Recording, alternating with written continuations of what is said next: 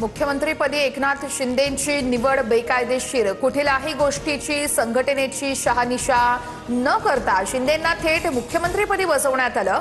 कपिल सिब्बल यांचा सुप्रीम कोर्टात जोरदार युक्तिवाद. विधिमंडळात फूट पडली, आयोगानं मान्यता दिली, नंतर एकनाथ शिंदे सत्तेत आले. अशा प्रकारे देशात कुठेही सत्ता बनवली जाऊ शकते, ही सरळ लोकशाहीची थट्टा आहे. कपिल सिब्बल यांचा घणाघात. निवडणूक आयोगावरती पूर्णपणे राजकीय दबाव, अधिकाराच्या बाहेर जाऊन फुटीर गटाला बेकायदेशीर मान्यता दिली. सुनावणी न घेता आयोगानं फुटीर गटाला पक्ष आणि चिन्ह दिलं. संजय राऊतांचं टीकास्त्र. ठाकरेंच्या वकिलांकडून निवडणूक आयोगाला विलन ठरवण्याचं काम सुरू आहे. आयोगावरती खापर फोडण्याचं काम सुरू आहे. आमचा युक्तिवाद सुरू झाल्यावर तुम्हाला खरं काय ते कळेल, नरेश म्हस्केंचा दावा.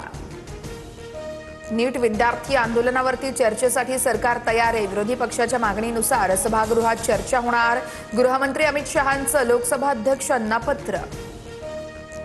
अमित शहांचं लेक्चर ऐकण्यात विरोधकांना रस नाहीये. पॅलेट गन चालवण्याचे आदेश कुणी दिले हे सांगा. विद्यार्थ्यांवर कारवाईचे आदेश शहांनी दिले असल्यास राजीनामा द्यावा. राहुल गांधी आक्रमक.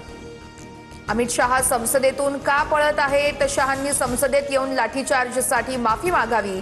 पॅलेट गनच्या गोळीबाराचे आदेश शहांचे होते. सीजेपीच्या अभिजित दिपकेंचा गंभीर आरोप. जंतर मंतरचा दुसरा सीझन लवकरच सुरू होणार. सोशल मीडियावरील प्रश्नांवरती कॉक्रोच जनता पार्टीच्या अभिजित दिपके यांचं सूचक वक्तव्य आणि दिपकेंच्या वक्तव्यानंतर चर्चांना उधाण.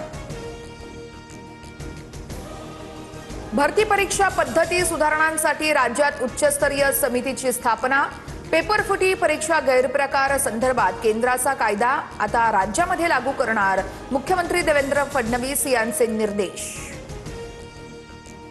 बावनकुळेंनी चौकशा केला तर सर्वांना नील सर्टिफिकेट मिळेल. बावनकुळेच ओरिजिनल न्यायाधीश होऊ शकतात. जरांगेंचं पुन्हा एकदा टीकास्त्र.